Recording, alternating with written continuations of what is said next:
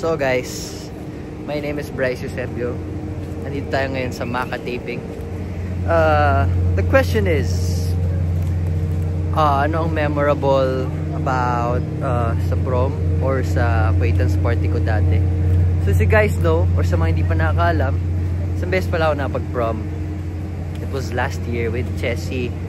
So, first time ko yung mag-prom. I think first time din niya. Memorable. I mean, the prom night was great. The typical prom, parang na-meet ko yung friends niya, na-meet ko yung classmates niya. Tapos, the food was great. Tapos may mga nag-perform. Pero masasabi kong memorable talaga, or parang naging significant kasi talaga din sa akin yung naging friendship namin ni Chessy after the prom. Di ko rin in-expect na, magiging friends kami, tapos magkakaroon kami ng parang shared interests. Like yun nga, tulad dun sa K-pop, sa dancing. After nung prom, ilang beses din kami nag-class together sa dancing.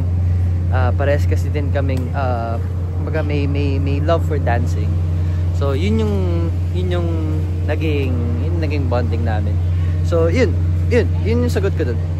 Yung naging friendship namin ng kadate ko. Hindi ko rin kasi in-expect na magiging, magkakaroon kami ng mas maraming time together after, Yun guys, tinatawag na ako ng actors ina daw. So, balikan ko na lang kayo guys sa susunod ulit na video.